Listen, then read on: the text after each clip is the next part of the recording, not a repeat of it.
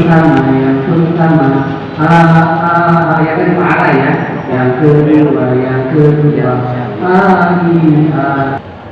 Berapa seterusnya yang dirahmati Allah Subhanahu wa Ta'ala, marilah kita beranjak ke acara yang ketiga, yaitu sambutan wakil ketua 3 bidang kemahasiswaan Ustaz Muslim FPD. Kepadanya kami persilakan. Assalamualaikum warahmatullahi wabarakatuh. Bismillahirrahmanirrahim. Alhamdulillahirabbil alamin. Wassalatu wassalamu ala nabiyyina Muhammadin wa ala alihi wa sahbihi ajma'in. Wa ba'du. Yang kami hormati Ketua Sekolah Tinggi Ilmu Tarbiyah Hidayatun Najah, yang kami hormati juga pemateri kita Bapak Dr. Ridwan Effendi SSMAG, yang sudah jauh entah berapa ratus kilo, barangkali 200 kilo sampai, beserta yang mendampinginya.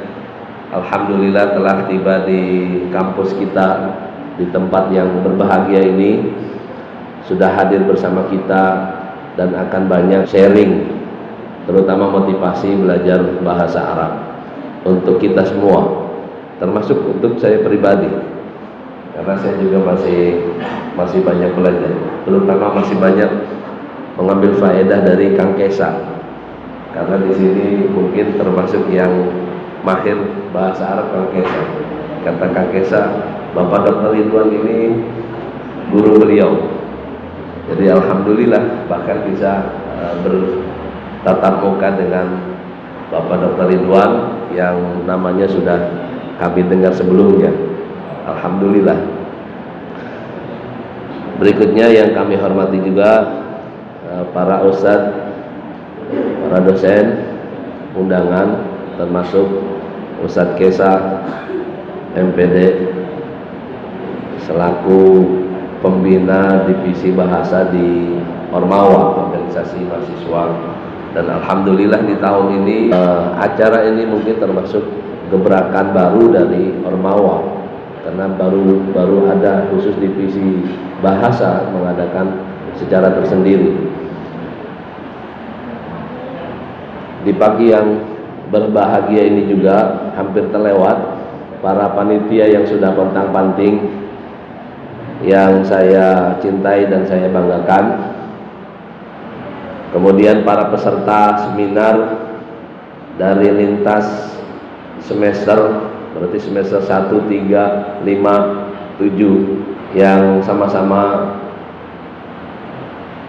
berbahagia di pagi hari yang cerah ini, kita bisa berkumpul di satu tempat yang mudah-mudahan diberkahi oleh Allah Subhanahu wa Ta'ala, karena kita akan banyak telusuri. Sebagian ulama menyatakan bahwa bahasa Arab itu sendiri bagian dari agama ya. Kemudian mohon izin, ini ada beberapa slide yang saya mau tampilkan, khawatir menyita waktu. Saya tuliskan di layar, kuasailah bahasa Arab, karena ternyata setelah kita telusuri berbagai literasi, bahasa ternyata sebagai indikator tinggi rendahnya peradaban dunia, kuat ataupun lemahnya peradaban, indikatornya dari bahasa. Dan bahasa akan menyebar dengan kuatnya satu peradaban. Antum bisa lihat, mungkin yang sudah pernah belajar bisa mereview kembali Bani Umayyah yang kedua di Spanyol itu tegak berdiri. Di bagian timurnya Bani Abbas pun mulai berdiri juga sama, secara bersamaan di waktu yang sama. Dan kita lihat bahasa Arab menyebar ke berbagai penjuru dunia sampai ke 3 benua. Antum bisa bayangkan, dulu belum ada medsos, belum ada Facebook, IG, TikTok, tapi luar biasa bahasa Arab menyebar dengan cepatnya di benua Asia, kemudian meluncur masuk ke benua Afrika melalui Mesir, Tunisia, Aljazair sampai ke Maroko, Afrika Utara, dan menyeberang lautan sehingga sampailah di benua Eropa, Andalusia yang kita kenal sekarang, atau Spanyol yang kita kenal sekarang. Nah, kemudian waktu itu sampai bahasa Arab menjadi bahasa resmi di masa khilafah Bani Umayyah maupun Abbasiyah. Jadi dari timur sampai ke barat bahasa resmi dunia waktu itu bahasa Arab.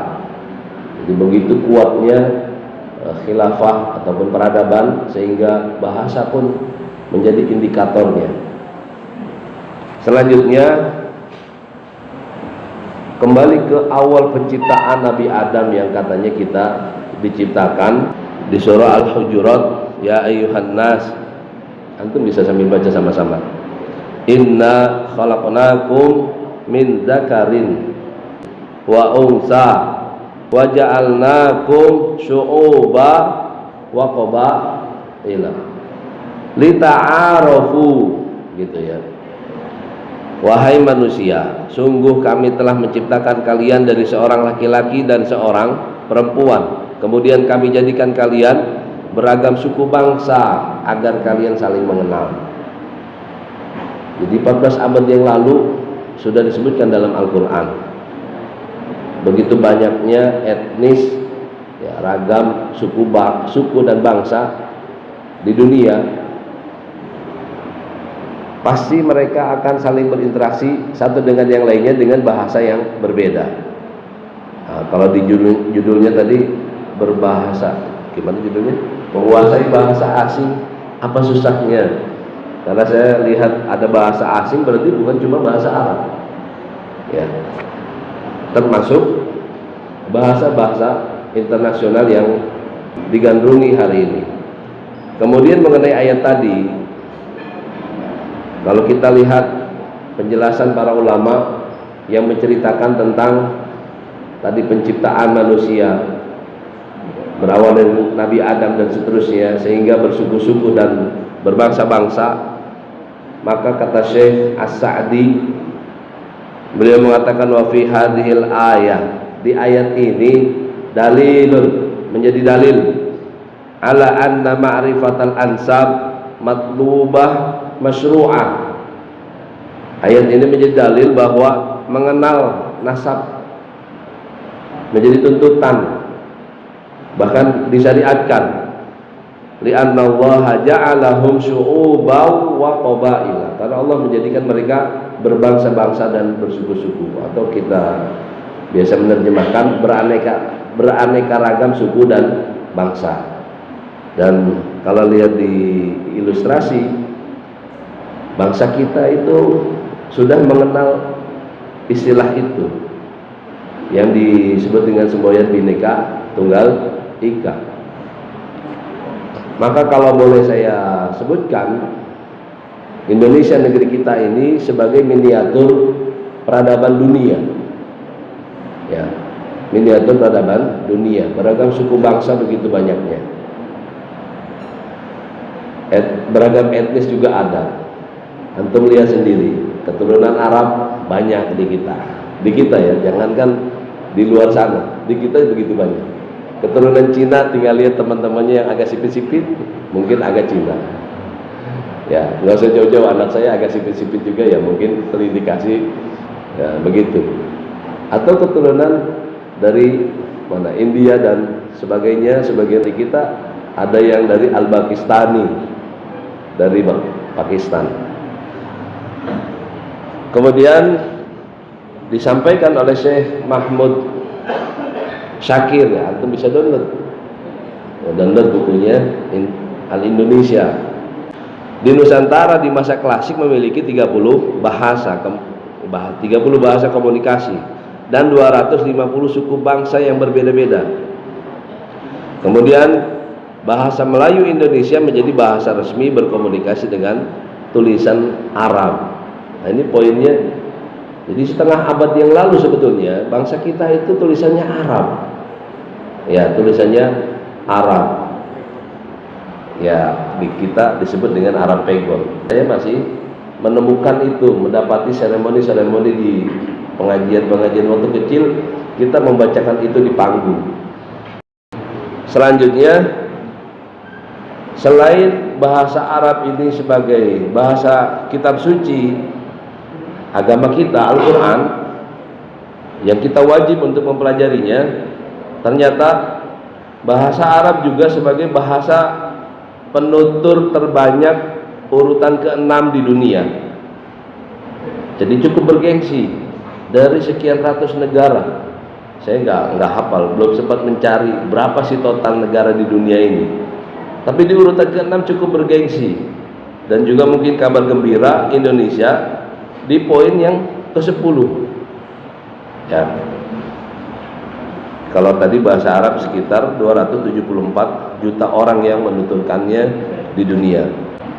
Selanjutnya, kita dapati laporan di berbagai kampus di luar negeri, disebutkan di situ, di Eropa misalnya, di Universitas Cambridge, Inggris, juga di Amerika, tahun 1947 lalu, di sekolah-sekolah tentara Amerika mempelajari bahasa Arab. Jadi kalau kita hari ini baru belajar, itu ketinggalan sebetulnya. Ya, karena memang sudah lama menjadi bahasa dunia. Kemudian poin terakhir sebetulnya saya ingin mengingatkan kepada kita semua, para salafus saleh dulu begitu perhatian terhadap bahasa Arab, terhadap penguasaan bahasa Arab.